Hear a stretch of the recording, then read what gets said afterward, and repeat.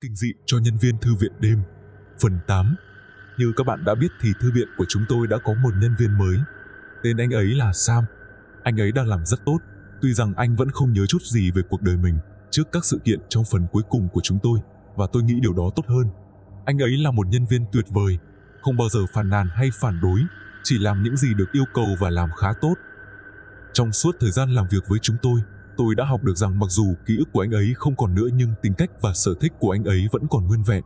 Anh ấy thích âm nhạc, tất cả các loại âm nhạc. Tôi liên tục cố gắng nghĩ ra những bài hát kinh khủng để chơi cho anh ấy nghe, những bài hát sẽ phá vỡ khuôn mẫu, nhưng câu trả lời của anh ấy luôn là "Ồ, một bài mới." Theo sau là một điệu nhảy vụng về kinh khủng. Anh ấy cũng thích xem phim, nhưng không phải là những bộ phim mới mà là những bộ phim tâm lý tội phạm cổ điển tuyệt vời. Tuy nhiên, anh ấy sẽ vui vẻ xem bất cứ thứ gì bạn mở trên TV.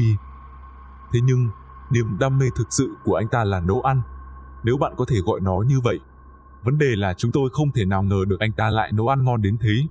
Đôi khi các kho thực phẩm địa phương tặng những thực phẩm dư thừa cho chúng tôi, và phần lớn trong số đó được chia cho khách quen dù chúng không được tươi lắm, nhưng những gì còn lại thường sẽ nằm trong bếp của nhân viên cho đến khi nó mục nát. Đó là lúc Sam xuất hiện. Mọi chuyện bắt đầu vào một đêm khi chúng tôi sắp chết đói và Willy phàn nàn về việc vừa đói vừa quá lười để ra ngoài kiếm ăn. "Tôi có thể làm cho em thứ gì đó." Sam tình nguyện xung phong một cách nhiệt tình. "Tôi thích nấu nướng." "Ồ," Willy chớp mắt, rõ ràng có phần ngạc nhiên. Cảm ơn, nhưng tôi không nghĩ chúng ta có thứ gì thực sự ăn được ở đây cả." Sam xua tay một cách khinh thường. "Tôi sẽ tìm thấy thứ gì đó. Nó sẽ ngon mà." Hứa đấy. Rồi anh ta biến mất vào trong phòng nghỉ. Khoảng nửa tiếng sau, anh ấy quay lại với một cái tô lớn. Bên trong là cái gì thì chỉ có chú mới biết. Tôi thậm chí không biết nên so sánh khung cảnh đó với hình ảnh nào ngoài hình ảnh do AI tạo ra. Không có phần nào của nó có thể nhận biết được. Nó là sự kết hợp của nhiều kết cấu và sắc thái khác nhau của bột nhão màu be, và Sam đưa nó cho Willy, cười rạng rỡ. Willy nhìn nó, cố gắng hết sức để kiềm chế sự lo lắng của mình. "Cầu Chúa phù hộ cho anh ấy." Sam bật cười. "Được rồi, tôi biết," anh nói. "Tôi biết nó trông rất ghê, nhưng nó ngon lắm. Đó là một món xào." "Ôi Chúa ơi, chờ đã, tôi còn chưa hỏi. Em ăn được thịt, phải không?" Vâng, tôi ăn được thịt," Willy trả lời, rõ ràng vẫn còn hơi choáng váng. "Vậy được rồi, có xúc xích trong đó đấy." Willy do dự rồi múc đại một miếng. Tôi có thể thấy nó trải qua nhiều cảm xúc và khoảnh khắc hương vị thực sự ấn tượng hiện rõ trên khuôn mặt nó. "Chết tiệt, chờ đã. Adam, anh phải thử cái này." Thành thật mà nói, tôi không biết liệu họ có định hủy hoại cuộc đời tôi hay không, nhưng vì tôi không muốn Sam nghĩ rằng tôi không tin anh ấy nên tôi nhận lấy cái tô, múc một nĩa nhỏ cho lên môi. Thật là ngu ngốc, lố bịch. Nó như mở ra một thế giới khác. "Anh đã làm gì với cái này thế?" Tôi hỏi và miễn cưỡng đưa nó lại cho Willy. "Tôi không muốn. Tôi muốn tiếp tục ăn nó." "Đó là tình yêu, anh bạn ạ." Sam vui vẻ nói. "Mọi thứ đều ngon hơn khi anh nấu ăn bằng tình yêu." Thế đấy, và bây giờ nó đã trở thành thông lệ. Sam đã nấu ăn cho tất cả chúng tôi gần như mỗi tối và anh ấy có vẻ rất vui khi được làm việc đó. Điều này đối với tất cả chúng tôi đều ổn. Một vài tuần trước, khi tôi đang ở trong phòng nghỉ với anh ấy, chỉ ngồi chơi trong khi anh ấy bận rộn nấu ăn, và anh ấy nói, "Vậy, tôi có câu hỏi." "Hỏi đi," tôi đáp. Anh ta suy ngẫm một lúc, có vẻ như đang xác định góc nhìn anh ấy muốn tiếp cận. "Đắc, anh ấy, tôi muốn nói, liệu chúng ta có biết, đôi khi mọi người nói về anh ấy, nhưng tôi không thể biết anh nghiêm túc đến mức nào. Và tôi biết nơi này kỳ lạ, vì vậy tôi không biết. Tôi đang tò mò về điều đó, về anh ấy." Tôi có thể cảm thấy mình như đang đóng băng từ trong ra ngoài. Mặc dù Sam không nhớ những sự kiện đã đưa anh ấy đến đây, nhưng anh ấy cũng biết rõ những hoạt động diễn ra trong thư viện như tất cả chúng tôi kể từ khi anh ấy gia nhập. Dù Matt đã cố gắng bảo vệ tất cả chúng tôi khỏi sự tò mò, nhưng không một lần nào thành công. Tôi nói. Sam đặt chiếc thìa trong tay xuống, quay hẳn người về phía tôi. Tôi cúi đầu, gãi sau gáy. "Nó phức tạp lắm, nhưng anh ấy, anh ấy có tồn tại." Thế rồi, tôi có thể thấy anh ta rút lui. Anh ấy lắc đầu, quay lưng lại với tôi và quay lại với cái bếp lò. "Xin lỗi, nếu anh không muốn nói về chuyện đó thì cũng không sao cả. Tôi chỉ là tò mò thôi." Có điều gì đó ở Sam khiến cho việc phải thấy anh ấy phải trải qua những cảm xúc tiêu cực, đặc biệt là đối với bản thân, thật không thể chịu nổi. Vì vậy, tôi thở dài và thẳng người lên, dựa vào chiếc tủ phía sau. Tôi đã gặp anh ấy, tôi bắt đầu. Một lần, cách đây rất lâu rồi, và hy vọng tôi sẽ không bao giờ gặp lại. Ồ, Sam nói điều đó một cách thản nhiên, với đủ sự thờ ơ để thể hiện rõ ràng rằng anh ấy đang cố gắng bằng mọi cách trong khả năng của mình để không gây áp lực cho tôi. Để hỏi tại sao?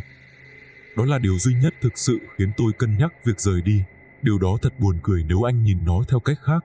Nó không hề nguy hiểm đến tính mạng chút nào. Anh ấy không động một ngón tay vào tôi.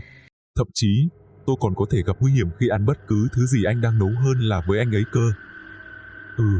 Sam hờn dỗi, thúc cùi trỏ vào tôi. Tôi là một pháp sư với cái đũa khuấy, một phù thủy nấu nướng, một người pha trộn đồ ăn. Một. Được rồi, thôi đi ông. Tôi phì cười, ngắt lời anh ấy trước khi mọi chuyện chắc chắn trở nên tồi tệ hơn. Dù sao, điểm chính là, về mặt lý thuyết, đó có thể là cuộc chạm trán bình yên nhất tôi từng có so với bất cứ thứ gì bất thường ở đây.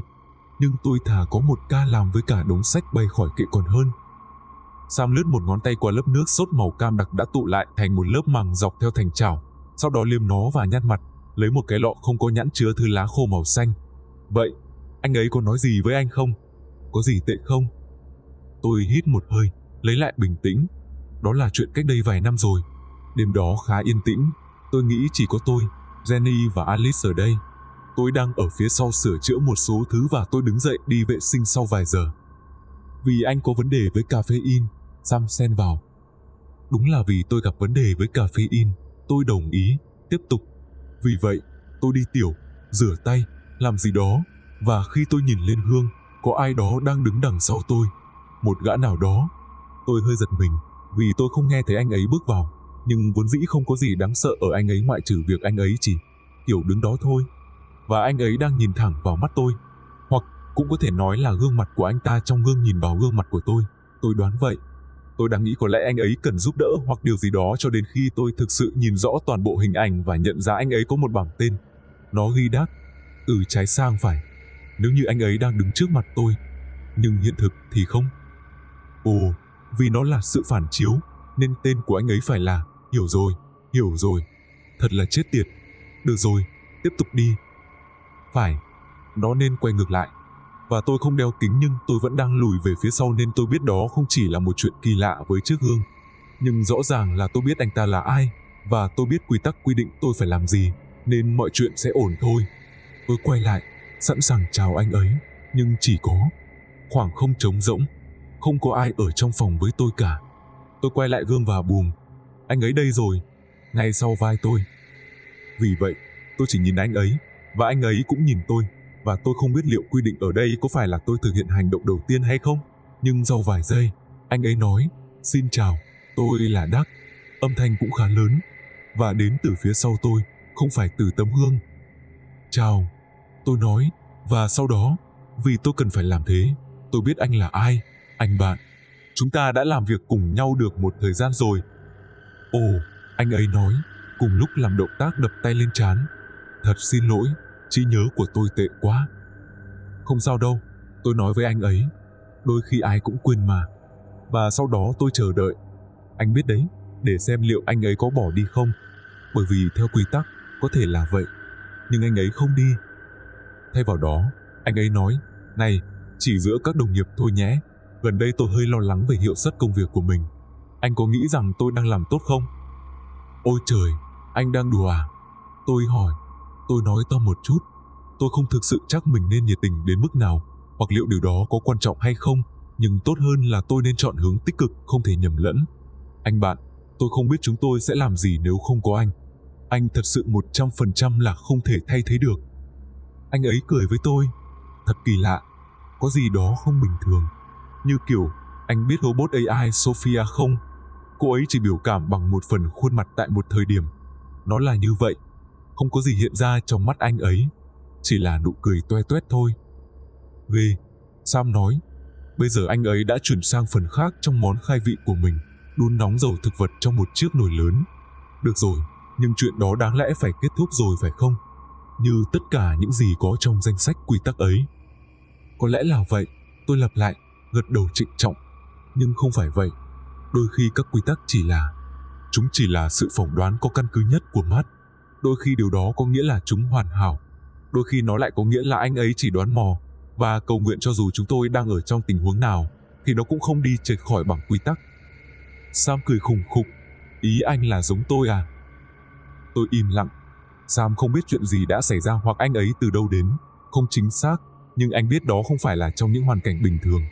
Chúng tôi nói với anh ấy rằng anh ấy bị vấp và ngã đập đầu, bởi vì đó là lời giải thích ngắn gọn nhất, dễ dàng nhất mà chúng tôi có thể đưa ra cho anh ấy, mà không khiến anh ấy phải đau buồn về một gia đình mà anh ấy sẽ không bao giờ nhớ đến, và những người sẽ không bao giờ nhớ đến anh ấy. Theo như những gì anh ấy biết, anh ấy là John Doe. Chúng tôi nói rằng điều duy nhất anh ấy đã kịp nói với chúng tôi trước khi ngã xuống đất là tên của mình. Là điều tôi quyết định, vung chân sang một bên để đá nhẹ vào đùi anh ấy. Ngoại trừ việc chúng tôi gặp may với anh, thường khi có điều gì đó xảy ra không nằm trong quy tắc, nó ít nhất là sẽ gây chết người. Điều gì sẽ xảy ra nếu tôi quá nguy hiểm và thậm chí không ai biết điều đó? Anh ta cười, và sau đó hít một hơi, ngẩng lên từ cái nồi trước mặt để nhìn vào mắt tôi. Nếu tôi thậm chí còn không biết thì sao?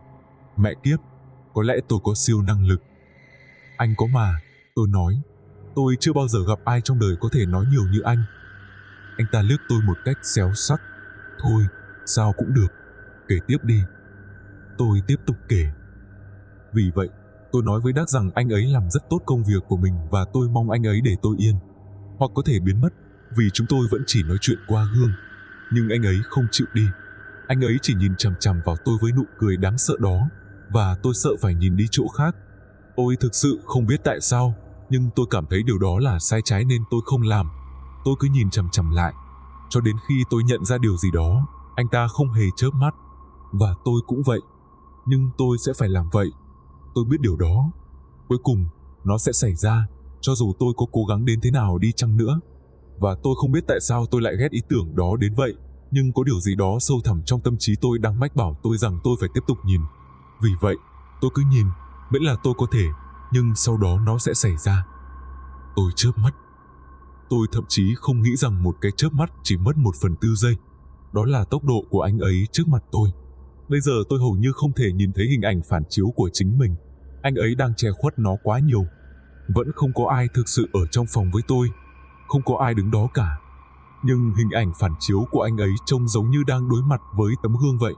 Điều đó thậm chí còn không thể xảy ra dựa trên vị trí của bồn rửa, nhưng anh ấy ở rất gần nó, và nó giúp tôi nhìn rõ hơn hàm răng của anh ấy. Hàm răng vẫn đang nhe ra, vẫn cố gắng hết sức để khiến tôi tin rằng chúng đang cười, nhưng có một khe nhỏ giữa hai răng phía trước, và một cái gì đó liên tục nhô ra và vào từ đó. Nó mềm và mỏng và tôi thực sự không thể nhìn rõ nó cho đến khi cuối cùng nó trồi hẳn ra. Đủ gần để có thể thấy rõ nó là gì.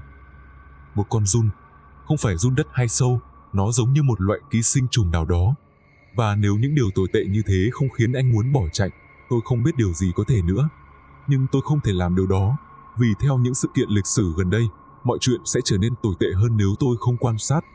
Vì vậy, tôi vẫn nhìn đăm đăm như một con chim ưng, nói một cách ẩn dụ là tự làm khổ mình, và sau đó con vật bắt đầu ngoe nguẩy. Ôi bạn ơi, Sam rên rỉ, đừng kể về con ký sinh trùng ngo ngoe trong miệng khi tôi đang nấu ăn. Tôi có thể ngừng nói về nó bất cứ lúc nào, tôi cảnh báo. Anh chính là người muốn có cuộc trò chuyện này. Sam đưa tay lên lau mặt, than thở. Được rồi, tốt thôi, giờ thì tôi phải biết phần còn lại. Tôi cũng nghĩ là mình sẽ không ngừng kể được. Vậy là con giun đang ngoe nguẩy, và tôi nhận ra, bây giờ tôi có thể nhìn kỹ hơn, miệng của Đắc không thực sự cử động như bình thường để hình thành những từ anh ấy đang nói. Nó chỉ giống như bị con giun chui ra chui vào thôi, mở và đóng. Nhưng tôi có thể hiểu anh ấy rõ như ban ngày. Tôi sẽ không nói là không thể thay thế được, là điều anh ấy nói. Tôi đã thay cái vỏ của mình nhiều lần hơn anh nghĩ. Khi một cái thối rữa, một cái khác lại được khoác lên. Và đó là công việc của tôi, làm việc theo chu kỳ. Nhưng anh biết điều đó, tất nhiên. Ôi trời, chúng ta đã làm việc cùng nhau được một thời gian rồi phải không? Tôi gần như không nhận ra anh trong bộ đồ mới. Nó thực sự phù hợp với anh, Adam. Khoan, chờ đã. Bây giờ tôi đã có được sự chú ý hoàn toàn của Sam, chết tiệt. Cái gì? Tôi hơi run một chút, do adrenaline dâng lên hoặc nỗi lo lắng khi kể lại câu chuyện lần thứ hai. Tôi không thể chắc chắn đó là gì. Tôi nói, tôi cũng đéo biết nữa. Tôi chuồn con mẹ nó khỏi đó luôn mà không kể cho bất cứ ai ngoài mắt. Anh ấy nói, những thứ ở nơi này, chúng sẽ làm bất cứ điều gì có thể để thực sự đến gần chúng ta khi chúng muốn. Chúng rất giỏi trong việc xâm nhập vào tâm trí của chúng ta. Nói cách khác, chúng nhắm vào bản thể của chúng ta. Dù chúng đang làm gì thì nó cũng có tác dụng. Nó làm tôi sợ mất vía luôn. Phải mất một thời gian tôi mới tỉnh táo lại và lại có niềm tin mình là con người bình thường. Tôi gần như có thể nghe thấy tiếng bánh xe đang quay trong đầu Sam. Này, tôi nói, kéo anh ta ra khỏi dòng suy nghĩ. Anh cũng không phải là một con sâu ký sinh quái quỷ điều khiển một cái thân xác trống rỗng. Anh chỉ bị mất trí nhớ thôi. Anh biết ai sẽ bị mất trí nhớ không? Con người. Nhưng tôi không. Anh dừng lại, chép miệng. Tôi không quan tâm. Điều đó không thể bình thường được, phải không? Giống như tôi nên muốn biết chuyện gì đã xảy ra với tôi. Nhưng tôi không muốn lắm. Và tôi nghĩ nếu tôi biết được, tôi sẽ... Tôi không biết. Tôi không thể tưởng tượng được việc muốn rời đi vì cái gì cả. Sao anh lại nghĩ như vậy? Tôi muốn nói với anh ấy rằng anh ấy chỉ cảm thấy như vậy vì đây là tất cả những gì anh ấy biết lúc này. Nhưng tôi đã không làm vậy. Thay vào đó tôi đã nói với anh ấy sự thật. Bởi vì anh là một trong số chúng tôi.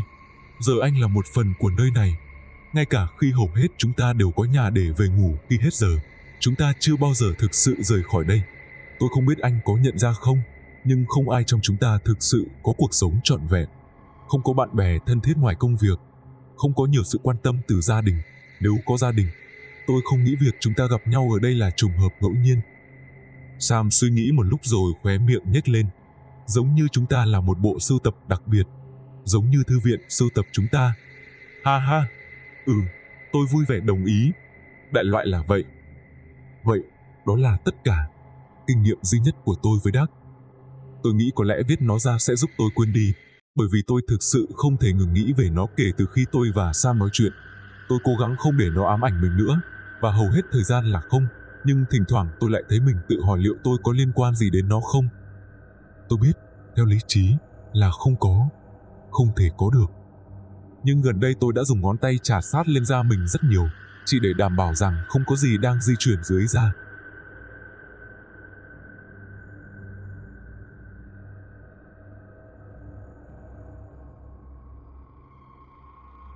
Phần 9. Một buổi tối cách đây khá lâu, chỉ có tôi, Sam và Matt đang làm việc. Tôi sửa chữa, Matt ở bàn làm việc, Sam ở trong chỗ kệ sách. Tôi gần như có thể nhìn thấy cửa trước từ chỗ làm việc của mình nếu nhìn kỹ. Và vì lý do gì đó, tôi tình cờ nhìn ra cửa trước, đúng lúc có người bước vào trong. Đôi khi chúng ta đánh giá một người chỉ qua bề ngoài. Anh chàng bước vào thư viện không mặc đồng phục, mà mặc vest và trông rất trang trọng. Trông anh ta rất ra vẻ doanh nhân. Matt không thích những người chuyên kinh doanh, nên tôi, hoàn toàn theo bản năng, đi đến quầy tiếp khách. Đúng như tôi đoán, người đàn ông tiến lại gần bàn làm việc. Chào buổi tối, anh ta nói và gật đầu. Điều đó không tốt. Không ai gật đầu như vậy trừ khi họ có ý định kinh doanh thực sự. Chào buổi tối, tôi lặp lại, vì đó là cách anh ấy nói. Chúng tôi có thể giúp gì cho anh? Được rồi, các quý ông, hãy để tôi tự giới thiệu. Tên tôi là Brisby Lindham. Tôi là một thám tử tư. Anh ta dừng lại, rút một chiếc huy hiệu từ trong túi ra và giơ nó lên cho Matt và tôi kiểm tra. Và tôi có lý do để tin rằng các anh có thể đang sở hữu một số di vật. Anh có phiền nếu tôi đi xem xung quanh không? Tôi liếc nhìn Matt. Anh ấy trông không có vẻ định nói gì cả, nên tôi nói, chắc chắn rồi. Có lẽ là quá nhiệt tình. Tôi có thể hỏi chính xác thì đó là di vật gì không? Tôi có thể chỉ cho anh ngay. Người đàn ông nhìn xung quanh với vẻ soi mói. Mặc dù tôi hiểu đó là sự kịch tính hóa quá mức khi kiểm tra xung quanh để chắc chắn rằng chỉ có chúng tôi với nhau. Tôi đã theo dấu một cá nhân cụ thể được một thời gian. Nơi ở hiện tại của anh ta vẫn chưa được xác định, nhưng đoạn phim camera an ninh cuối cùng tôi có thể theo dõi anh ta ở ngay bên ngoài, trên đường anh ta ra vào tòa nhà này. Anh ta mang theo một đống hộp và khi đi ra, anh ta không mang theo gì. Nghe có quen không? Tôi dừng lại, thực sự cân nhắc. Chúng tôi nhận được rất nhiều khoản quyên góp, vì vậy tôi không hoàn toàn chắc chắn tôi có thể xác định chính xác một người. Anh có thông tin cụ thể nào không? Anh ta nghiêng người lại gần hơn, giọng nói nhỏ dần thành lời thì thầm, hơi thở ấm áp, ngọt ngào phả vào mặt tôi. Đây không phải là những đồ quyên góp thông thường. Chúng có thể kiểu như đồ ma thuật. Ồ, Tôi nói, bởi vì chết tiệt, tôi biết chính xác anh đang nói về ai. Chúng tôi có. Ở đây, hãy theo tôi. Tôi định bước ra từ phía sau quầy tiếp khách, nhưng Matt đưa tay ra một cách mạnh mẽ, ngăn tôi lại trước khi tôi có thể đi xa hơn 2 bước. Tôi hiểu rồi, anh ấy nói với tôi, cậu ở lại đây. Lần này tôi liếc nhìn anh ấy thật sâu sắc. Được rồi. Anh ta không thèm liếc nhìn lại, chỉ đi vòng quanh quầy, ra hiệu rằng Brisby Lidham đi cùng anh ấy. Nếu bạn đang thắc mắc thì tôi thực sự đã trải qua cảm giác nhớ lại ngay lập tức về cảnh Matt đi lên lầu theo sau Sam và khiến tôi tự hỏi liệu anh ấy có quay lại hay không. Tuy nhiên, chúng hoàn toàn là những suy nghĩ lo xa. Tôi biết điều đó, bởi vì Matt vừa đưa anh chàng này đi xem lại một số thứ mà chúng tôi đã giữ trong khoảng 2 năm và chúng tôi chắc chắn đã trải qua chuyện tồi tệ nhất với cái bàn cầu cơ. Tất cả những gì có thể xảy ra là những món hàng còn lại đã được mang đi cất. Đơn giản. Thế nhưng nếu mọi thứ đều ổn, tại sao Matt không muốn tôi đưa Brisby Lidham, thám tử tư, đến các món đồ quyên góp ma thuật đó? Vâng, câu hỏi tuyệt vời. Chúng ta sẽ có câu trả lời ngay đây. Vậy là, trong một thời gian, tôi chỉ ngồi chơi. Sau đó Sam sắp xếp đồ xong nên cả hai chúng tôi cùng ngồi đó thư giãn. Không có khách khứa gì, vì vậy chúng tôi chủ yếu chỉ thay phiên nhau thử xem liệu có thể bắn dây thun vào khe hở giữa hai viên gạch trần bị lệch không. Sam đã thắng trò chơi một cách tuyệt đối, khiến tôi rất thất vọng. Tuy nhiên, khi chúng tôi đã mất đủ số dây trong khe hở, chúng tôi chuyển sang dọn dẹp phía sau bàn tiếp khách, việc mà Sam thích đến mức đáng lo ngại, rồi thay phiên nhau đọc những đoạn thì thầm, kịch tính từ một cuốn tiểu thuyết lãng mạn rẻ tiền chúng tôi tìm thấy trên một xe đẩy. Sau một lúc đùa giỡn, Sam dừng lại và nhìn lên, khiến tôi cũng phải nhìn lên. Matt đã quay lại, một mình. Hai bàn tay anh ta đầy máu. Anh ấy chỉ đứng đó một lúc và để chúng nhỏ giọt xuống sàn, còn Sam và tôi chỉ nhìn chằm chằm, và máu thì cứ chảy. Cuối cùng, anh ấy nói với Sam, trông chừng cửa trước, nhóc, và sau đó chuyển sang tôi, cậu, đi với tôi. Tôi đi ngay. Ở văn phòng phía sau, quý ngài Brisby đang nằm trên sàn với con dao bỏ túi của Matt cắm sâu vào cổ. Chết tiệt, tôi nói. Vậy, anh ấy không? Không phải thám tử tư, Matt kết thúc giúp tôi. Không. Làm sao anh? Cảm giác thôi. Vậy tại sao anh? Bởi vì tôi muốn dồn anh ta vào chân tường và đưa anh ta tránh xa hai người. Tôi gật đầu, bởi vì, được rồi, nói thế là đủ rồi.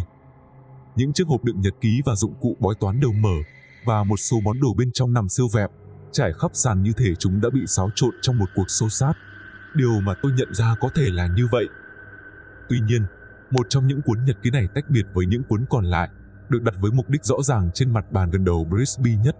Nó chỉ mở đến trang đầu tiên, nơi có những biểu tượng kỳ lạ mà Alice, Jenny và tôi đã ngạc nhiên khi cuốn sách lần đầu tiên xuất hiện trong tay chúng tôi. Gã ngu này đã bắt đầu đọc nó và tôi. Mắt ngừng lại để ho, rồi kéo ống tay áo lên bàn tay đầy máu để lau miệng. Tôi có thể thấy điều tồi tệ đang diễn ra khi hắn đọc đến khoảng nửa trang. Không gian trở nên quá yên tĩnh, giống như căn phòng đột nhiên bị phong ấn, và tôi không thể nghe thấy gì ngoại trừ giọng nói của anh ta. Và rồi đầu tôi bắt đầu cảm thấy nhức nhối, và nhiêu đó là quá đủ để thuyết phục tôi dừng trò chơi đó lại, điều mà cái thằng cha ngu ngốc này không định làm. Thế thì tôi phải làm thôi.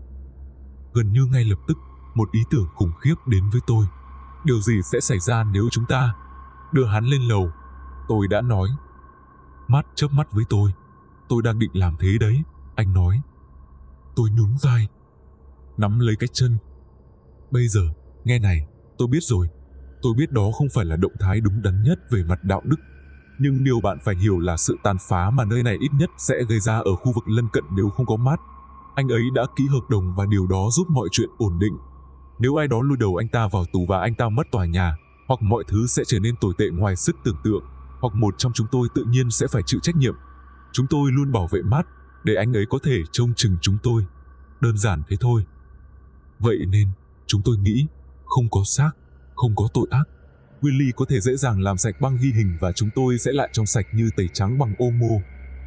Tôi chộp lấy chân của quý ngài không phải thám tử tư Brisby Lidham. Hoặc, tôi đoán, có thể là Brisby Lidham, không phải thám tử tư. Tôi không rõ liệu đó có thực sự là tên của anh ta hay không. Phòng cơ khí tối om, chỉ có ngọn đèn khẩn cấp lờ mờ ở giữa trần nhà. Chúng tôi thả cái xác xuống với một tiếng bực nặng nề, Ngay khi chúng tôi đi hết lối vào, cả hai thở hổn hển vì nỗ lực kéo một cơ thể có thể nặng đến 125 kg lên toàn bộ cầu thang, và tôi không thể không chú ý đến ánh sáng kỳ lạ phủ lên làn da xanh xao của khuôn mặt, khiến nó trông như thể đã vô hồn lâu hơn nhiều so với thực tế. Chúng ta nên làm thế nào đây? Matt hỏi, hai bàn tay đặt trên đầu gối. Phổi của người hút thuốc rõ ràng chưa hoạt động đủ nhanh. Trước giờ tôi chưa bao giờ muốn thu hút sự chú ý của chúng. Tôi đưa mắt nhìn lên tới cái tổ giả định phía trên ngưỡng cửa. Lần này nó không nhỏ giọt, nhưng chắc chắn là nó vẫn còn đó, mặc dù ánh sáng yếu đến mức khó có thể nhận ra. Có vẻ như cách hay nhất nên là để cho những con non ăn, tôi nói, vì chúng nó còn nhỏ, nhưng dùng từ con non để mô tả những con quái vật kinh hoàng gần như đã lấy mạng của Matt lần trước có vẻ hơi kém tôn trọng. Vậy có lẽ chúng ta tôi không biết, để hắn ở đây và chúng sẽ dọn dẹp khi sẵn sàng. Chúng ta có thể quay lại và kiểm tra sau, đảm bảo anh ta đã biến mất. Được rồi, Matt đồng ý, đứng thẳng dậy. Nghe hay đấy.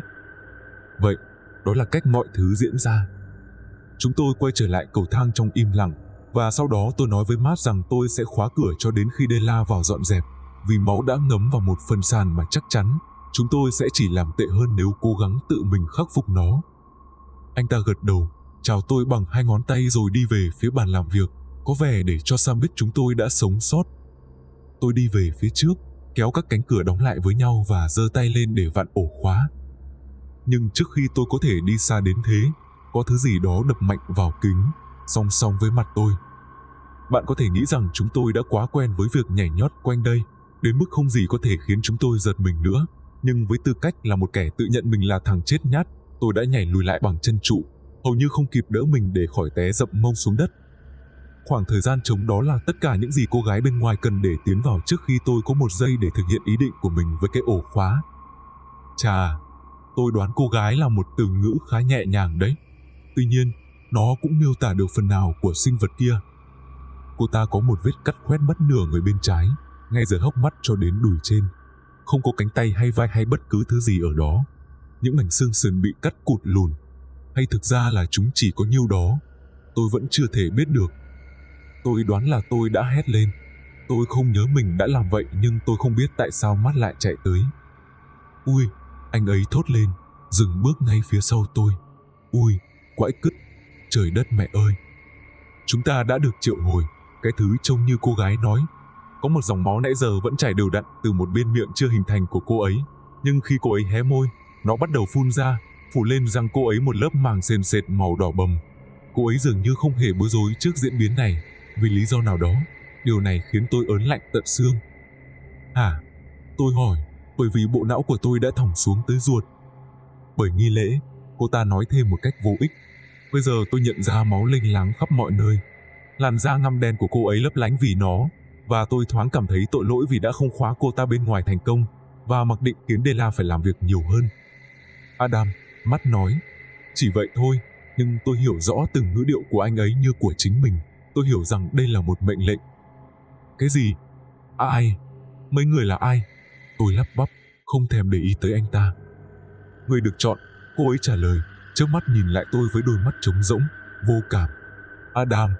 Lúc này bàn tay của Matt đang đặt trên vai tôi và tôi hất tay ra. Không, tôi nói với anh ấy. Sau đó, quay qua cô ta, là cái đéo gì vậy má? Kết quả của nghi lễ, cô ả nói, là chúng ta, người được chọn, được triệu hồi để loại bỏ những đệ tử không đạt đến giác ngộ. Ai trong hội các ngươi là kẻ giác ngộ? Ai trong số tôi bắt đầu, nhưng bị cắt ngang bởi một cái vẫy tay im lặng của cô ấy. Không phải ngươi, đó không phải là hội của ngươi. Ngươi, bây giờ cô ấy đang nhìn tôi, xuyên qua tôi. Cô cần quay lại, lần đầu tiên, mắt nói thẳng vào mặt cô gái và bước ra khỏi cánh cửa đó. Cô ấy chỉ nhìn chằm chằm về phía trước, không hề bối rối và lặp lại, ai trong hội các ngươi là kẻ giác ngộ. Ra ngoài, Matt kiên quyết nhấn mạnh, ngay. Thay vào đó, cô ta bước thêm một bước vào trong, vô tình có nghĩa là tiến thêm một bước về phía tôi. Tôi không chắc nó có thể mang lại cho tôi sự an toàn nào không, nhưng tôi nín thở và giữ hơi trong cổ họng, từ chối hít vào thứ không khí mà tôi biết sẽ ẩm ướt sặc mùi máu tanh xung quanh cô ta. Cô ả đang thở rất nhiều, đủ cho cả hai chúng tôi. Tôi nhanh chóng đoán ra rằng đó là do cô ấy đang đánh hơi tôi. Một lúc sau, lông mày cô ấy nhíu lại, và đôi mắt cô ấy chứa đựng điều gì đó giống như lời buộc tội đối với tôi. Không có sự khai sáng ở đây, cô ta suy luận. Không có ở đâu cả. Nó bốc mùi thối rữa của sự vô minh. Nghi lễ được tổ chức ở đâu? Khi mắt nắm lấy nửa cổ họng đang tồn tại của cô ta, ngón tay cái của anh ấy ấn vào phần gân và cơ lộ ra ở phía bên kia, khiến tôi có cảm giác như mình còn khoảng 1/4 giây nữa là phi thăng luôn. Nhưng ít nhất cô ả dường như không bận tâm chút nào, thậm chí còn không nhấc tay để ngăn anh ta lại, như thể việc đó không đáng để cô ta tốn thời gian. Và có lẽ thật vậy. Khi mắt cố gắng đẩy cô ta lùi lại, anh ấy trông như đang cố đẩy một bức tường thép. Cô ta không nhúc nhích, không một chút nào. Để bảo vệ mình, anh ấy không để lộ ra một chút nỗi sợ hãi nào trên toàn bộ con người mình. Thay vào đó, anh ấy nhấn mạnh một lần nữa, đủ rồi, cô không được chào đón ở đây. Tôi đã nói đã đến lúc phải đi rồi. Tôi sẽ cho bạn 1 giây, theo thang điểm từ 1 đến 10, để đoán xem bạn nghĩ điều đó diễn ra tồi tệ đến mức nào. Nếu bạn đoán bất cứ điều gì dưới 1000, thì bạn quá gà. Cô ả không chỉ quật thẳng anh ta xuống đất, đầu anh ta đập vào gạch phát ra tiếng kêu kinh khủng. Cô ta còn dẫm thẳng lên cổ tay anh để lướt qua, khiến cánh tay anh ta phát ra âm thanh lạo xạo như thể những cái xương đang hát bài ca ly biệt. Tôi nhăn mặt, nhưng vẫn cứng đờ người, đấu tranh nội tâm xem nên ở lại giúp anh ấy, hay chạy nhanh nhất có thể trước cô gái để cảnh báo Sam. May mắn thay, như thường lệ, Matt đã gọi tôi. Chạy đi, anh nói, hổn hển nhưng rõ ràng và cảnh giác. Tôi ổn, đi nhanh. Tôi chùn ngay. Trước sự kinh hoàng tột độ của tôi, khi tôi quay lại, tôi thấy rằng cô ta đã đi được một quãng rồi. Bằng cách nào đó, cô ấy đã gần đến được quầy tiếp khách, nơi Sam vẫn đang đứng, và rất lâu trước khi tôi có thể can thiệp nếu tôi cố gắng, cô ấy đã thu hút sự chú ý của Sam. Mắt anh ta mở to, loạng choạng lùi lại khỏi quầy, nhìn vào bên trái của cô ấy. Hoặc tôi đoán là khoảng không có thể là bên trái, và dường như cô ấy không hề quan tâm đến tình trạng của mình. Sam, tôi hét lên từ phía sau cô ấy, nhưng đã quá muộn. Cô đã đến gần anh rồi, đập bàn tay dính đầy máu của mình xuống bàn trước mặt anh. Ngươi, cô hét lên sôi sục. Nghi lễ, tổ chức, ở đâu? Đột nhiên, có điều gì đó chuyển biến trong vẻ mặt của anh ấy. Vào thời điểm đó, tôi không chắc chắn điều đó là gì, và nó rất mờ nhạt, gần như không thể nhận ra, đến nỗi tôi gần như đã bỏ lỡ nó. Nhưng anh ấy không còn né tránh ánh mắt của cô gái nữa, nuốt xuống sự bất an của mình và nói, trên lầu. Cuối cùng, sự căng thẳng mà tôi nhận thấy cô ấy đang đè nặng trên một bên vai hiện tại của mình dường như đã giảm bớt. Quyển sách vẫn còn đó chứ? Có, là câu trả lời mà Sam chọn thay vì hỏi cô ấy chuyện quái quỷ gì đang xảy ra. Cô có muốn tôi dẫn cô đến đó không? Thay vì đồng ý bằng lời nói, cô gái đưa bàn tay đẫm máu kinh dị của mình cho Sam. Bây giờ tôi đã đến gần được với họ, và tôi lắc đầu với anh ta một cách cộc lốc và nghiêm nghị. Ánh mắt anh ta thoáng lướt qua tôi, nhưng không dừng lại. Anh ta bước ra từ phía sau quầy và lấy lại bình tĩnh, nắm lấy tay cô gái. Anh đang làm gì thế? Tôi hỏi, nắm lấy vạt áo anh chàng khi anh ấy định quay đi. Không sao đâu, anh ấy nói với tôi, gõ nhẹ vào khớp ngón tay của tôi để ra hiệu rằng tôi nên buông ra. Tôi lo được. Thành thật mà nói, một phần trong tôi chỉ muốn để anh ấy làm vậy. Tất nhiên, không phải vì tôi muốn bất cứ điều gì tồi tệ xảy ra với anh ấy. Chỉ là, đôi khi, những chuyện này bắt đầu làm bạn thấy nặng nề. Nhưng tôi đã không làm vậy. Tôi đã nhanh chóng nhận ra nếu Sam đã quyết định, thì anh ấy sẽ thực hiện cho bằng được, và thực sự chẳng ích gì khi cố gắng khuyên can anh ấy. Thế là tôi đi theo anh ấy. Anh ấy không cố gắng ngăn cản tôi, có thể là vì lý do tương tự. Và cô gái dường như không quan tâm đến việc tôi ở đó, miễn là cô ấy nghĩ rằng mình đang đạt được thứ mình muốn. Vì thế, đôi bên cùng có lợi, tôi đoán vậy. Dù sao thì tôi cũng không biết chính xác kế hoạch của Sam là gì, nhưng tôi dám cá rằng nó đã bay hoàn toàn ra ngoài cửa sổ. Ngay khi cô gái nhìn thấy xác của quý ngài có thể là Boris Billingham, chắc chắn không phải thám tử tư, nằm chết trên sàn nhà. Có vẻ như lũ robot khủng long bay vẫn chưa thịt anh ta, và cách cô gái bắt đầu rên rỉ, bạn sẽ nghĩ rằng cô ta đã bị cưa làm đôi. À thì, một nửa, ngang, vì xét theo chiều dọc thì cô ấy cũng có một nửa thôi mà. Rất dễ nhận ra đó là tiếng kêu gào thấu tận tim gan nhất mà tôi từng nghe. Trong 20 năm sống trên đời của tôi, âm lượng và cường độ tuyệt đối của nó đã thu hút sự chú ý của tôi trong giây lát, vì thực tế là cô ấy đang nói điều gì đó. Chà, chính là điều đó. Sau đó, một số thứ bắt đầu hiện lên trong tâm trí tôi. Đó là một cách chơi chữ dành cho bạn. bởi vì thứ chết tiệt bắt đầu xuất hiện, kiểu như trong não tôi, nhưng cũng theo nghĩa đen, có thể nghe được một số thứ bắt đầu phát ra âm thanh ríu rít. Đó là âm thanh mà tôi nhớ rõ đến mức tôi không có nhiều thời gian để tập trung vào những khám phá mà tôi đang có, báo hiệu sự xuất hiện của những sinh vật quái dị có cánh. Tôi đoán trông tôi như sắp tè ra quần, thật đấy, vì Sam nhân cơ hội đó nói lớn để át đi những tiếng la hét không ngừng với tôi. Không sao đâu, chúng sẽ không làm tổn thương chúng ta, cứ để chúng đến đây.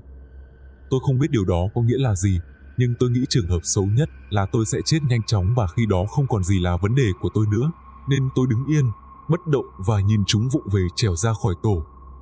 Tiếng la hét nhanh chóng chuyển đổi hình thức, lan rộng thành một bản giao hưởng của thứ gì đó độc ác và trừu tượng hơn.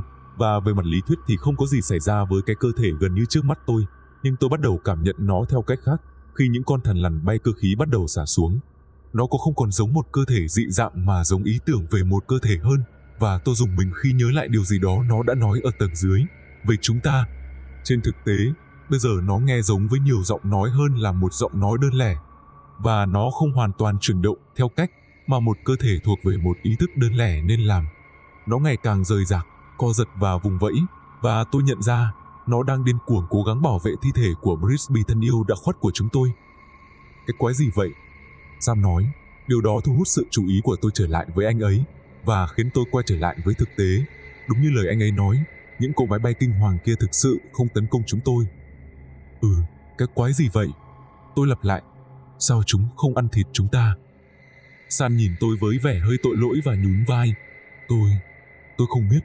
Chúng không làm tổn thương tôi. Và tôi biết nếu anh ở gần tôi, chúng cũng sẽ không làm tổn thương anh. Tôi không có câu trả lời ngay bây giờ. Tôi đang cố gắng tìm ra nó.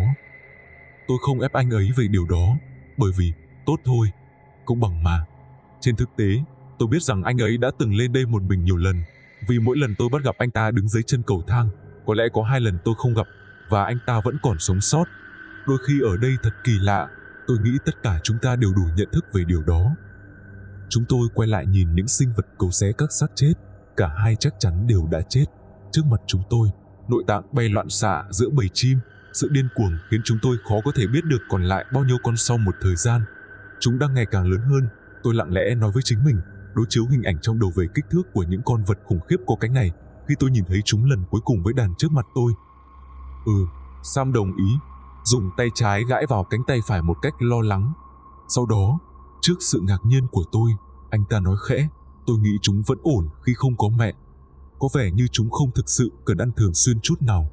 Tôi đoán là nó giống một món quà hơn nhỉ. Tôi muốn lên án anh ấy về việc tại sao anh ấy biết mọi thứ về mẹ của chúng, thứ mà Matt đã bắn để cứu tôi trước khi Sam đến đây, và tại sao anh ấy lại biết bất cứ điều gì về thói quen ăn uống của chúng, nhưng giờ có lẽ không đúng lúc. Một phần là vì chúng tôi đang chứng kiến 2 người, hoặc ít nhất là một người rưỡi bị xé xác, nhưng cũng vì tiếng than khóc đã quay trở lại, ngoại trừ việc thực tế mọi thứ về nó đã thay đổi. Thực sự, thật khó để nói làm sao tôi có thể biết họ là những giọng nói giống như trước đây, nhưng tôi biết điều đó. Sam cũng vậy, tôi có thể biết điều đó qua cách anh ấy đứng yên bên cạnh tôi. Tuy nhiên, bây giờ thân xác họ đã bị ăn mất. Chẳng còn gì để họ trói buộc mình nữa khi vật chủ của họ đã biến mất. Nhưng điều đó không ngăn cản họ nói lên điều mình muốn. Chúng ta chưa bao giờ đạt được hình dạng cuối cùng, những giọng nói thì thầm từ đâu đó và khắp nơi xung quanh chúng tôi cùng một lúc. Như thể ai đó đã ngắt cầu dao, những cơn ác mộng về loài chim ngừng lại, lạnh giá, đông cứng giữa không trung. Chúng ta đã tạo ra những thể thức không hoàn chỉnh trong quá khứ. Vì vậy, ban đầu, chúng ta không để ý tới nó. Nhưng lần này, có một nguyên nhân. Nghi lễ chưa được hoàn thành. Có điều gì đó ngăn chặn nó. Có thứ gì đó đã giết chết cha. Bây giờ, điều này đã gióng lên một vài hồi chuông cảnh báo cho tôi. Bởi vì làm thế nào mà con dao bỏ túi của Matt lại tiêu diệt được cái thứ mà chúng tôi hiện đang tin rằng mạnh hơn thứ có vẻ như là một cô gái, chỉ có 3/4 cơ thể, khoảng độ cuối tuổi teen, đã làm cho anh ta gục ngã chỉ bằng một cái búng tay. Tuy nhiên, tôi không cảm thấy mình nên đặc biệt tìm hiểu về nó, nên tôi đã đưa ra quyết định sáng suốt là không. Đúng như tôi đã dự đoán, những lời nói đồng thanh vẫn tiếp tục, díu dít và rối rắm. Đây sẽ là một gánh nặng phải gánh chịu, một món nợ đẹp đẽ phải trả. Sự chọn lọc sẽ không ngừng cho đến khi một thể thức được xây dựng lại, cho đến khi chúng ta trả thù cho cha, tìm được người thay thế cha lên ngôi kẻ chinh phục. Từng giọt máu trong cơ thể tôi như thể đang dần dần biến thành băng một cách đau đớn. Tôi không có thông tin chi tiết, nhưng chắc tôi không cần. Tôi hiểu những gì tôi đang nghe. Dù đây là trò tấu hay vớ vẩn gì đi nữa, Bruce Billingham đã từng là kẻ cầm đầu chết tiệt của nó. Và bây giờ Matt đang phải chuẩn bị đảm nhận vai trò đó. Không, tôi nghe nhiều hơn là cảm thấy mình nói. Không, mày không được chạm vào anh ấy. Phải có một cái gì đó khác mà mày muốn. Nó là gì? Giao dịch được chấp nhận là gì? Có một khoảng lặng dài và căng thẳng. Tôi nghĩ, thoáng qua, rằng đề xuất của tôi sẽ không được đáp ứng. Sau đó, nhẹ nhàng, như thể âm thanh đang rỉ ra từ các bức tường, hội có thể thống nhất với nhau là hiến tế một thứ gì đó không thể trao đổi hay mua được.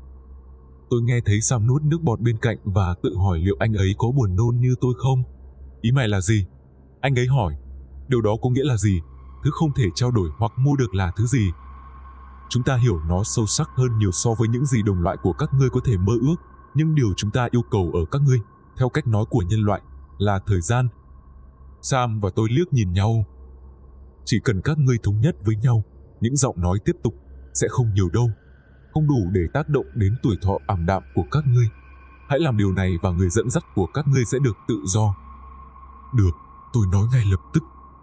Tôi biết, không thỏa thuận với những thứ vớ vẩn thậm chí còn không cần phải có trong quy tắc. Điều này chắc chắn là bởi vì Matt không nghĩ rằng anh ấy sẽ thuê bất cứ ai đủ ngu ngốc đến mức cần phải giải thích rõ ràng điều đó. Tôi thực sự là một người trong 1 triệu người. Tuy nhiên, trong sự phòng thủ của tôi, Sam đã hùa theo. Được rồi, anh ấy cũng nói. Cứ lấy bất cứ thứ gì các người muốn. Chỉ cần để anh ấy yên.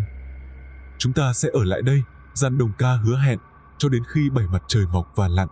Vào đêm trước ngày trỗi dậy thứ 8, trừ khi sự cân nhắc của các ngươi sớm chấm dứt, nếu không chúng ta sẽ lấy lại món nợ của mình.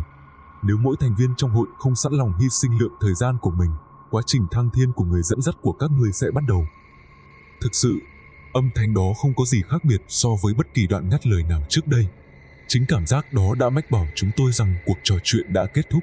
Giống như không khí trong phòng đang chuyển động khác đi bằng cách nào đó, ngay cả trước khi những cơn ác mộng bắt đầu thức giấc. Chúng đờ đẫn một lúc, nhưng lại bắt đầu di chuyển một cách chậm chạp, mặc dù không hề theo tốc độ thông thường. Chúng lê lết trên sàn, cơ thể bằng kim loại của chúng đột nhiên nặng đến mức đôi cánh không thể đỡ nổi, để lại những vệt máu đặc dầu sau lưng. Sam, Chúa phù hộ cho anh ấy, trông có vẻ lo lắng. Anh có nghĩ chúng bị thương không? Anh tự hỏi, quỳ xuống để kiểm tra con gần nhất kỹ hơn.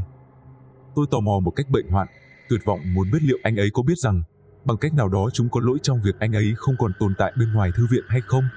Tôi đã nghi ngờ ngay từ đầu rằng anh ấy không hoàn toàn bị thuyết phục bởi câu chuyện che đậy của chúng tôi, nhưng việc giải thích mối quan hệ của anh ấy với lũ chim máy trong bối cảnh hiện tại có vẻ không phù hợp. Vì vậy, thay vì đặt câu hỏi, tôi quyết định để anh ta lo lắng như một con gà mẹ trong 1 phút cho đến khi, cuối cùng, lũ chim bắt đầu trở lại tốc độ bằng nửa ban đầu và lao ngược lên trần nhà để lại cúi xuống, những cái bụng bằng kim loại no căng. Có lẽ chúng chỉ khởi động lại, tôi nói, đập tay lên vai anh ấy. Nào, chúng ta hãy ra khỏi đây thôi. Tôi nghĩ Matt đang bị thương, không nặng, nhưng anh ấy có thể bị chấn động và cổ tay anh ấy chắc chắn đã bị gãy. Ồ, chết tiệt, Sam nói, nhìn mớ hỗn độn trên mặt đất rồi xua tay về phía nó một cách hờ hững. Chúng sẽ dọn sạch phần còn lại sau. Đi thôi. Không có gì đáng ngạc nhiên khi Matt đang tìm kiếm chúng tôi khi chúng tôi quay trở lại tầng trệt. Cô gái đâu? Anh hỏi, cố gắng nhưng không thể kìm nén hoàn toàn việc anh đang điên cuồng nghiên cứu vết thương của cả Sam và tôi. Sam mở miệng nhưng tôi đã cắt ngang trước khi anh kịp thốt ra lời nào. Đi rồi, tôi trả lời đơn giản. Tất nhiên, anh ấy không thể biết chúng tôi đã thỏa thuận những gì. Tôi chắc chắn Sam và tôi có cùng quan điểm về chuyện này, nhưng để đề phòng, tôi sẽ không mạo hiểm. Matt gật đầu rồi nghiến chặt răng, có vẻ như đang cố chống chọi với cơn đau ở hộp sọ.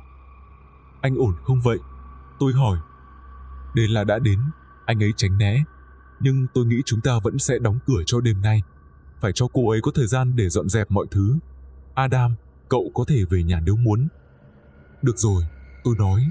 Tuy nhiên, tôi đã không làm vậy. Tôi nghĩ anh ấy biết tôi sẽ không làm vậy. Thay vào đó, Sam và tôi giả vờ không chú ý đến tiếng ngáy, khoảng 5 phút sau khi anh ấy biến mất vào phía sau, để làm một số thủ tục giấy tờ và sau đó, chúng tôi bắt tay vào giúp Della lau sàn nhà, tất nhiên chỉ với bất kỳ sản phẩm nào cô ấy đưa vào tay chúng tôi. Mãi đến tối hôm sau chúng tôi mới triệu tập cuộc họp. Không có gì đáng ngạc nhiên, quyết định là đồng thuận. Nên là thậm chí còn gật đầu xác nhận. Tôi muốn quay lại phần đầu của bài đăng này khi chúng tôi thảo luận về sự hiểu biết chung về tầm quan trọng tối đa của tòa nhà này, tập trung kiên định vào việc bảo vệ Matt.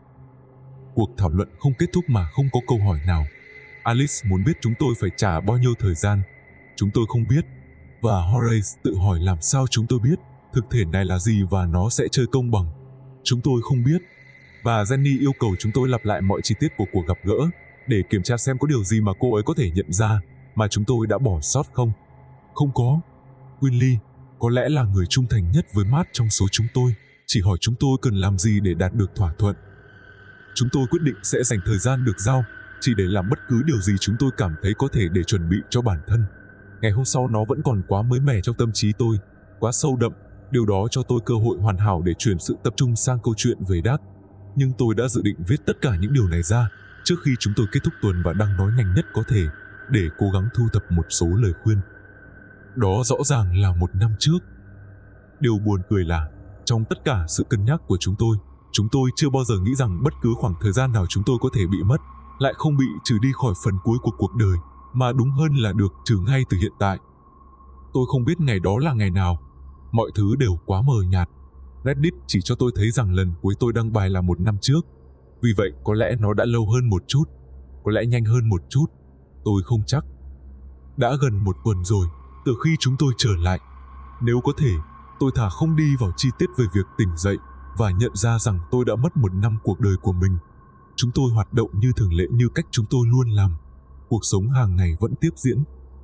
Ít nhất, chúng tôi đã cùng nhau trải nghiệm điều đó. Jenny bắt đầu cuộc gọi nhóm trong vòng 60 giây sau khi tất cả chúng tôi tỉnh táo trở lại, và tôi ngạc nhiên trước sự nhẹ nhõm đã làm chấn động toàn bộ cơ thể tôi khi biết được rằng nếu tôi đã mất đi chút tỉnh táo cuối cùng còn sót lại, ít nhất là tôi không làm việc đó một mình.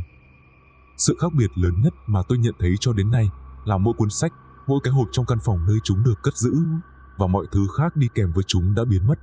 Tôi muốn biết đã xảy ra chuyện gì với chúng, giờ chúng ở đâu, nếu chúng còn tồn tại, liệu chúng đã bị phá hủy hay chôn vùi, hay liệu chúng đã biến mất khi thỏa thuận của chúng tôi được thực hiện. Nhưng tôi không thể hỏi. Cổ tay phải của Matt kêu lạch cạch khi anh ấy gõ phím, giống như một vết gãy đã lành từ lâu nhưng chưa bao giờ được cố định lại.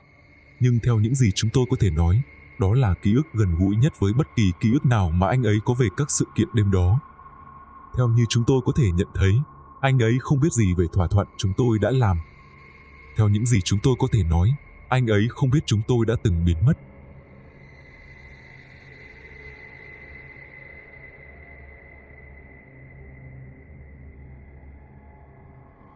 Phần 10. Xin chào, tôi là thủ thư phi thường của Thư viện Đêm, Adam Wood. Hãy tập trung lại để nghe một câu chuyện chắc chắn sẽ làm bạn rùng mình về cách tôi là một tên đần độn như thế nào. Đã một thời gian khá lâu, tôi đã tình cờ đề cập đến bình cà phê đã gây ấn tượng với tôi. Nhấn mạnh lại là chính nó đã gây ra câu chuyện này, không phải là một trong những khoảnh khắc tốt nhất của tôi. Nhưng an tâm đi, bởi vì hôm nay tôi đã có cơ hội sửa sai. Tôi có cơ hội để cho khối nhựa và thủy tinh chết tiệt đó biết rằng ai là ông chủ. Cơ hội để kể câu chuyện trở lại đầy động lực nhất thế giới đã đến với tôi. Và tôi đã hoàn toàn phá hỏng nó. Nhưng hãy để tôi nhắc lại một chút trước. Tôi sẽ kể lại sự việc lần đầu tiên nhanh gọn thôi. Dù sao thì bạn cũng muốn nghe việc ngu ngốc mà tôi làm gần đây hơn là một lần ngu xuẩn của tôi cách đây triệu năm về trước đúng chứ? Mà sự cố đầu tiên không phải lỗi của tôi đâu. Có lẽ là ít mang tính giải trí hơn đấy. Được rồi, quay lại cảnh đó. Trong trường hợp bạn quên, mà tôi chắc giờ bạn cũng quên rồi, đó là một đêm mất điện do một trận bão tuyết gây ra. Tuy nhiên, có một sự kiện khác đã xảy ra trước khi mất điện. Thế nên, dù tôi là một kẻ ngốc, nhưng không ngốc đến nỗi từ pha cà phê mà không mở được một bình pha. Rồi, tối đó, khi đèn vẫn sáng, Winley vô tình mở một cánh cửa thuộc quy tắc thứ 5, một cánh cửa bí ẩn đột ngột xuất hiện, mà không có chìa khóa cũng như bảng tên phòng. Và chúng tôi đang cố gắng khắc phục tình hình mà sự cố đó đã gây ra cho chúng tôi, bao gồm sự phát tán trong không khí của một chất không màu, không mùi giống như phấn trẻ em, nhưng khi hít phải sẽ gây ra phản ứng giống như cơn phát ban, trong khi chúng tôi cố gắng chuẩn bị cho việc mất điện không thể tránh khỏi của tòa nhà. Điện đóm đã nhấp nháy vài lần rồi, và chúng tôi cũng biết đó chỉ còn là vấn đề thời gian mà thôi. Matt và tôi đã kéo máy phát điện ra và lấy thêm 2 cái đèn cắm chạy bằng pin, mà chúng tôi đã tìm thấy từ dưới đáy tủ vật dụng dự trữ. Nhưng tôi đã nảy ra ý tưởng có lẽ tuyệt vời là nếu tôi pha một bình cà phê thì cũng đủ để chúng tôi làm ấm cơ thể hơn một chút cho qua đêm này. Trong trường hợp cụ thể này, bình cà phê đầy bùn. Về bản chất, điều đó không sao cả. Nó luôn chứa đầy bùn khoảng 10% thời gian. Và đúng như quy tắc, tất cả những gì chúng tôi phải làm là đổ bùn đi và rửa sạch trước khi sử dụng tiếp. Tuy nhiên, trong trường hợp này, tôi vẫn đang chống chọi với phản ứng của chứng sốc phản vệ do phấn trẻ em gây ra. Lý do được ghi trong quy tắc bịt mũi khi chúng tôi đổ thứ chất sền sệt, đặc quánh này vào bồn rửa không liên quan gì đến hơi thở, mà là về mùi của nó. Tôi không biết phải giải thích chính xác hiện tượng này như thế nào, nhưng tôi sẽ cố hết sức. Hãy tưởng tượng nó như một thứ gần giống với mối ngửi, dùng để thức tỉnh người bị ngất. Nếu bạn chưa từng thử qua chúng trước đây, đại khái là chúng sẽ đánh thức bạn dậy một cách mạnh mẽ. Chúng thúc đẩy luồng không khí vào phổi tốt hơn, sâu hơn, đồng thời tăng nhịp tim và lưu lượng máu vừa đủ để mang lại cho bạn một cú hích dễ chịu, hiệu quả như việc nạp năng lượng tức thì. Còn cái này thì gần như ngược lại. Có lẽ sẽ ít nguy hiểm hơn nếu tất cả những gì nó gây ra chỉ là sự bất tỉnh. Dĩ nhiên, nó có tác dụng đấy, nhưng nó cũng làm cho tim đập chậm lại, và tất cả các cơ quan chết tiệt khác đều giảm về mức cơ bản. Nếu gặp may thì bạn chỉ tạm thời hôn mê mà thôi. Tôi bắt đầu ho. Đó là thứ mà nó đã gây ra. Ban đầu chỉ là cảm giác nhột nhột trong cổ họng. Tôi đã cố phớt lờ nó, cố gắng nuốt nó xuống cho đến khi hoàn thành xong công việc trước mắt. Nhưng đến lần hít tiếp theo, ngón cái và ngón trỏ vẫn kẹp chặt mũi, tôi bị nghẹt. Hiển nhiên, bạn có thể sử dụng trí tưởng tượng của mình để hình dung ra câu chuyện sẽ đi đến đâu rồi đấy. Không hay một chút nào. Hết. Willy phát hiện tôi nằm dưới sàn, mỉa mai thay, thực sự đã sử dụng muối ngửi để đánh thức tôi dậy. Mất một lúc để tôi lấy lại hơi thở, nhưng rốt cuộc thì sau đó, tôi đã khỏe lại, nhưng cũng kiệt sức. Chuyện là vậy đó. Giờ, quay trở lại hiện tại. Khi tôi bước vào thì Jenny đã ngồi trên bàn, và cô ấy vẫy tay ra hiệu bảo tôi đến gần, dùng đầu ngón tay giữ lấy góc bìa của một quyển John Quy sốt tồi tàn, nhàu nát. Ui, chê, khi đến đủ gần để nhìn thấy rõ ràng tôi liền chê ngay. Chất lỏng gì đó đã khiến quyển sách hư hại, và có một số vết mòn dọc theo mép trên của gáy sách trông giống như dấu răng. Nó bị mốc rồi, Jenny thông báo, rồi thổi kẹo cao su. Anh nhận không? Không, tôi nói với cô, đi vòng quanh quầy và giật lấy quyển sách khỏi tay cô ấy. Có mấy con chim cánh cụt xin cho tôi rác mới thèm. Chắc chắn là như vậy rồi, cô nói, rồi cúi xuống kéo chiếc thùng rác dưới gầm bàn ra, cho nó ăn đi. Tôi quăng mạnh quyển sách vào thùng, đá nó trở lại vị trí cũ và dùng hông đẩy Jenny ra khỏi máy tính. Thô lỗ, cô ấy buộc tội một khách thờ ơ, ngồi phịch xuống trước ghế cạnh tôi khi tôi kéo bản ghi lên để xóa phần lưu trữ. Anh sẽ nói với Alice là anh đã làm như thế hay để tự cô ấy phát hiện nhỉ? Tôi nhún vai. Cô ấy không cần biết. Không ai đọc cái thứ chết tiệt đó đâu. Sửa nó lại cũng chẳng có ích gì. Jenny nghiêng đầu và kéo ngăn kéo trên cùng của tủ bên phải cô, lấy ra một chiếc rũ móng tay. Này, vậy anh đã từng gặp, ác mộng hả? Tôi đoán vậy, vì tôi đã từng trải qua rồi. Cô ấy lại thổi kẹo cao su. Tôi gặp khó khăn khi nhớ lại, tôi thừa nhận. Mỗi khi tôi tỉnh dậy, tôi biết là tôi sợ kinh hãi, nhưng tôi không thể hiểu rõ lý do tại sao. Cô nói. Cô ấy đang dụ móng tay út của mình đến một điểm, gõ nhẹ vào đầu ngón tay cái. Tôi liên tục thức dậy và, giống như là, vẫn còn nhìn thấy những thứ đó. Như là chữ viết khắp tường, nhưng tôi không đọc được cái gì hết. Sau đó, tôi chớp mắt vài lần và nó đã biến mất. Tôi quay sang nhìn mặt cô. Có phải chúng giống như là chữ vun hay gì đó phải không? Chữ giống trong những quyển sách đó. Những chữ đó. Phải, cô lặp lại. Ý tôi là, tôi không nhớ rõ lắm, nhưng tôi đoán là vậy. Thực sự thì chúng tôi đã vượt qua quá dễ dàng. Tôi biết cả hai chúng tôi đều đang suy nghĩ về điều đó. Ngay cả khi chúng tôi đã biến mất hồi năm ngoái, hoặc chí ít là ký ức về nó, vẫn cảm thấy như là chúng tôi đã vượt qua mà không có nhiều vết thương để nếm trải. Thế nhưng, tôi không có cơ hội để tiếp tục theo đuổi vòng xoáy hồi ức lâu hơn nữa, bởi vì Sam đột nhiên đến cạnh tôi, như thể biến ra từ trong không khí. Má ơi, tôi thốt lên.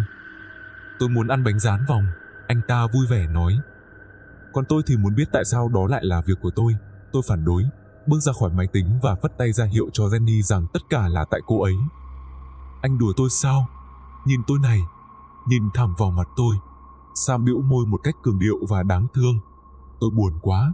Sao anh có thể ép tôi tiếp tục sống như thế này chứ? Tôi trợn mắt. Thứ lỗi cho tôi, thưa điện hạ. Để tôi bỏ mọi thứ và phục vụ những ý muốn bất thình lình của ngài. Sam chế giễu. Đừng giả vờ làm việc nữa. Thôi nào, đi với tôi. Tôi thực sự vừa mới đến đây đó. Tôi phàn nàn. Anh không thể làm vài món sao, vua đầu bếp. Trong một khắc, Sam do dự. Tôi không thể. Tôi không còn quả trứng nào trong bếp nữa. Thực ra, tôi khá chắc chắn rằng chúng tôi vừa nhận được một số trứng dư từ một nông dân địa phương đã cho vài ngày trước, nhưng tôi không nghĩ quá nhiều về điều đó, chỉ nghĩ có lẽ Sam không muốn nấu ăn thôi. Chết tiệt, được rồi, tôi rên rỉ. Jen, nếu Matt tìm tôi thì bảo anh ấy là tôi ra ngoài vì thằng khỉ vò vĩnh này. Tôi đã nói với anh ta rằng sẽ có mặt lúc 8 giờ. Jenny chào tôi, vừa thổi bong bóng, rồi Sam và tôi đi ra ngoài. Có một tiệm bánh ngay bên kia đường, cách đó vài bước chân, tên là Lời Thú Tội ngọt ngào, tự hào về thời gian hoạt động phong phú của nó, từ sáng sớm cho đến nửa đêm. Vậy nên, dĩ nhiên, chúng tôi thường lui tới đó, vì dãy phố nhỏ của chúng tôi về cơ bản là hoang vắng ngoài giờ làm việc chuẩn, từ 9 giờ sáng đến 5 giờ chiều. Khi chúng tôi bước vào trong, tiếng chuông phía trên cửa len keng chào đón vui vẻ. Ash, một nhân viên thường trực ca tối, chào đón chúng tôi bằng nụ cười rạng rỡ.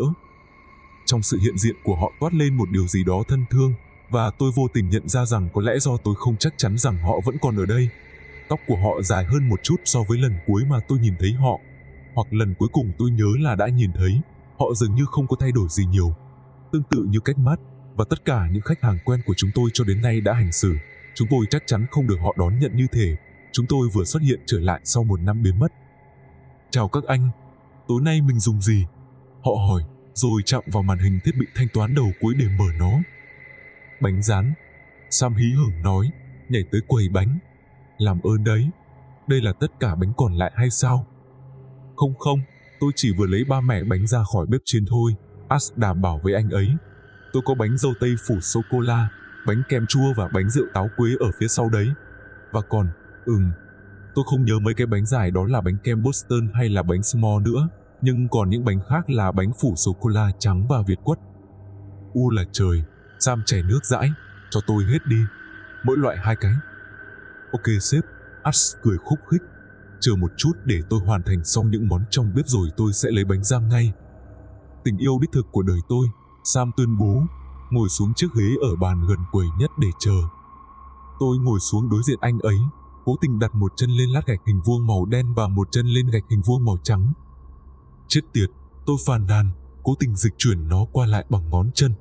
Họ thực sự đã để nơi này sa sút khi chúng ta biến mất. Sam xoay người nhìn xuống và phì cười khi tìm thấy nguồn gốc lời nhận xét của tôi, đá chân tôi ra xa. Để nó yên đi anh hai. Họ sẽ phải dừng toàn bộ hoạt động nếu anh làm viên gạch trở nên lỏng lẻo hơn đấy. Tôi đá lại chân anh ta, ý định lấy lại vị trí đúng đắn của mình, nhưng nó nhanh chóng trở thành một cuộc chiến. Cả hai chúng tôi đấu tranh dũng mãnh để tìm nơi để chân, cho đến khi, cuối cùng, chúng tôi làm sút viên gạch ra luôn. Trời đất mẹ ơi! Sam cười khẽ, đảo mắt nhanh để đảm bảo rằng Ash chưa quay lại. Đặt lại. Tôi cúi xuống, đầu ngón tay chạm nhẹ vào bề mặt mát mẻ, trơn tru và đẩy nó về phía trước, cố gắng đặt lại vào đúng vị trí. Vấn đề là, nó không nằm phẳng hoàn toàn. Tôi cau mày, đưa ngón tay vào góc dưới và nhìn chăm chú. Đó có phải là một... Được rồi, các anh, Ash gọi. Tôi giật mình đến mức làm rơi viên gạch, nhanh chóng đứng dậy. Xong rồi nè. Chúng tôi vội vã quay trở lại thư viện. Khi vào trong, Sam giơ lên phần thưởng của mình cho Jenny, và bây giờ có cả Horace và Alice xem. Tôi đến mang theo vàng, anh tuyên bố. Ai muốn tham gia nào? Ôi, chúa ơi, anh chị biết điều gì nghe hay đến thế không? Jenny hỏi rồi nói với những người khác. Ồ, là bánh rán. Họ có bánh rán. Được rồi, nhưng có thấy thiếu cái gì không? Cà phê. Chúng ta không thể ăn bánh rán mà không có cà phê. Uầy, đúng quá, bạn thân. Sam động viên, đặt túi xuống bàn. Bốc thăm đi. Để tôi làm cho, tôi xung phong. Trước khi trò chơi bắt đầu, tôi đã nghĩ đến nó rồi. Anh hùng đây rồi. Sam gục ngã, chớp mắt với tôi. Chúng tôi sẽ đợi anh nhanh chóng quay về. Tôi không về nhanh chóng đâu. Đúng vậy đấy. Cá là bạn chưa từng đoán được điều đó. Khi bắt đầu mọi thứ đều ổn. Tôi nghĩ cái bình cà phê đã sạch khi tôi nhấc nó lên. Thông thường, khi nó đầy bùn thì nó sẽ toàn là bùn thôi. Vì vậy tôi không quan tâm mấy đến việc có gì đó ở bên trong. Không sao, chúng ta đều nghĩ vậy mà. Mọi người nên quan tâm đến mọi thứ ở đây mọi lúc, không phải tin gì mới mẻ hết. Nhưng tôi thật sự ngu ngốc, rửa cái bình cà phê cũng không xong. Tôi định mang nó đến bồn rửa, đổ đầy nước vào, nhưng khi tôi mở nắp, tôi đã chú ý đến một thứ gì đó. Khả năng quan sát của tôi hoàn toàn vượt trội. Tôi phát hiện ra có một lớp mỏng màu đen của thứ gì đó đóng chặt vào đáy bình. Trong tâm trí tôi, vì tôi cứ nghĩ cái bình đã sạch sẽ từ trước, nên tôi cho rằng có ai đó đã pha cà phê, uống một phần lớn và để lại một ít đủ để nó đông cứng lại ở phía dưới. Vì thế, hiển nhiên là tôi mang đi rửa sạch. Dựa theo câu chuyện ở đầu bài viết này, tôi nghĩ là bạn có thể đoán ra được diễn biến tiếp theo. Nhưng đừng lo lắng, tôi không để cho bản thân mình có cơ hội để ngửi nó, tôi chỉ đưa tay thẳng vào. Rõ ràng, theo lời Matt nói sau đó, trước đây chưa từng có ai đủ can đảm để chạm vào chất nhầy. Chính vì thế, về cơ bản tôi chính là người mở đầu xu hướng. Chất nhầy ngay lập tức bắt đầu leo lên cánh tay tôi, nhanh đến nỗi tôi không có thời gian để xử lý chuyện đang xảy ra. Toàn bộ tâm trí của tôi bỗng khựng lại. Có lẽ điều này chính là lý do tại sao tôi bắt đầu cố gắng dùng tay kia gạt nó đi. Nhưng, Adam, liệu nó có lan ra? Có. Nó sẽ lan ra. 10 điểm cho tất cả mọi người. Bố tổ sư, nó lan nhanh khủng khiếp luôn đấy. Tôi cảm thấy sự hoảng loạn bắt đầu quá nhanh để cố gắng xác định những gì tôi nên làm, một hành động gì đó hợp lý, vì chỉ trong vài giây nó đã bao phủ cả hai cánh tay của tôi và đang bò lên cổ tôi. Tôi mở miệng và có ý định gọi cứu viện, nhưng trước khi tôi kịp kêu la, chất nhầy bắn lên cao hơn và tôi chỉ có thể nghiến chặt răng lại kịp thời để ngăn không cho nó tràn vào bên trong miệng. Toàn bộ nửa thân trên cơ thể tôi bị bao phủ bởi chất nhầy đen như nhựa, và tôi đang dần nhận ra rằng tôi không thể di chuyển cánh tay của mình. Điều đó có nghĩa là khi nó không thể tránh khỏi mà lan rộng xuống chân của tôi, có lẽ tôi cũng sẽ không thể di chuyển chúng. Tôi thề, ít nhất tôi cũng có trí thông minh tầm thường để chạy trốn. Tuy nhiên, điều tôi không có là sự phối hợp. Khi tôi ngã, tôi dự đoán rằng sẽ đụng vào mặt đất và dính vào đó, giống như khi con robot thằn lằn bay đã phủ lên tôi bằng chất nhầy của nó. Nhưng điều đó không xảy ra. Dù là gì thì chất nhầy này lại đang hoạt động như một thực thể hoàn chỉnh hơn là chất kết dính. Khi tôi đạp chân, đôi chân của tôi, thậm chí là những phần của chúng đã bị bao phủ, vẫn nổi lên từ sàn nhà, chỉ là tôi không thể di chuyển chúng độc lập trên đầu gối. Hoặc, sớm thôi, sẽ là dưới đầu gối. Nếu cảm giác của bạn là tôi đang vội vã khi kể chuyện này, tôi hứa rằng tôi cảm thấy như nó đang xảy ra ở tốc độ gấp đôi. Khi tôi cảm nhận được nó trườn xuống hai chân, tôi bắt đầu nhận ra rằng tôi không thể thở được, hay nghe được, hay nhìn thấy. Lời khuyên tốt nhất của tôi, có lẽ, nếu ai đó rơi vào trong tình trạng tôi đang gặp phải lúc đó, sẽ là giữ bình tĩnh càng nhiều càng tốt. Nhưng điều đó thực sự rất khó khăn để thực hiện. Tôi chắc chắn, trong khoảnh khắc đó, trong tất cả những điều ngu ngốc tôi đã tự gây ra cho bản thân khi đến nơi quái quỷ này, đây là điều duy nhất sẽ khiến tôi mất mạng. Tôi thậm chí còn không thể thở gấp. Chất nhầy đã phủ kín miệng và mũi tôi như thạch, và mỗi phần của tôi đều đóng băng cứng như đá. Tôi chưa bao giờ trải qua một cơn hoảng loạn mà không có khả năng thể hiện sự lo lắng của mình trước đây, và để tôi nói cho bạn biết, tồi tệ hơn 1 triệu lần. Thế là tôi đã làm điều duy nhất mà tôi có thể. Tôi nằm đó và chờ tử thần đến rước. Nếu tôi đã chết, suy nghĩ cuối cùng của tôi có lẽ sẽ là, thậm chí tôi còn chưa được ăn một cái bánh rán vòng. Nhưng Horace đã có kế hoạch khác cho tôi. Tôi tự hào về khả năng nín thở của mình. Nó thực sự không ấn tượng lắm, nhưng được tận 2 phút, mà khi bạn làm điều đó thì cảm thấy như vậy là rất nhiều. Nhưng tôi đang trên bờ vực mất hơi.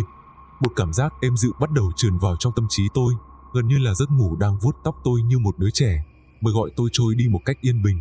Nếu tôi bất tỉnh, đó sẽ là cái kết. Cơ thể tôi gào thét đòi hỏi quá trình hô hấp phải được bắt đầu lại, và không có cách nào để làm như vậy. Kết thúc rồi, tôi đã tiêu. Và sau đó, tôi ướt sũng. Khi tầm nhìn trở lại với tôi, Horace đang đứng bên cạnh tôi, hoảng loạn hơn bao giờ hết, ôm một cái xô màu xanh lớn. Áo của anh ấy ướt sũng, sàn nhà và tôi cũng vậy. Tôi hít thở, khò khè và ho, còn anh ấy cúi xuống sàn, đầu gối kêu lên như bắp rang, để giúp tôi ngồi dậy, vỗ lưng tôi như thể tôi là một đứa trẻ mới nuốt phải một viên Lego. Vãi, tôi nói, khi tôi đã hồi phục hơi thở của mình. Chúa ơi, cảm ơn anh. Tôi nghĩ, cảm ơn anh. Sao anh làm được vậy? Anh đã làm gì thế? Horace, người cũng thở hổn hển không kém gì tôi, gật đầu khi nhìn về cái xô mà anh ta đã bỏ lại trên sàn bên cạnh, khi anh ta cúi xuống giúp tôi. Nước, anh ta nói, đó là cách chúng ta luôn làm khi muốn loại bỏ nó khỏi bình pha cà phê. Vì vậy tôi chỉ nghĩ có lẽ, và tôi đoán là nó đã hiệu nghiệm. Tôi nhìn chằm chằm lại anh một lúc, xử lý thông tin. Ý anh là chỉ cần dội nước thì cái chất ấy sẽ biến mất, như nó luôn làm sao? Anh gật đầu. Thành thật mà nói, bạn tôi ơi, tôi thực sự chỉ muốn nằm xuống và mong mình chết trong khoảng 10 giây. Tuy nhiên, thay vào đó tôi bật mình đứng dậy và đi đến tủ quần áo của Della để lấy một cây chổi lau nhà. Vậy đó, tôi là Adam Wood, kẻ ngu ngốc nhất. Tạm biệt, hẹn gặp lần sau. Tái bút, tôi đã được ăn một cái bánh rán vòng. Thứ tuyệt vời nhất mà tôi từng nếm, cà phê thì thôi. Chê.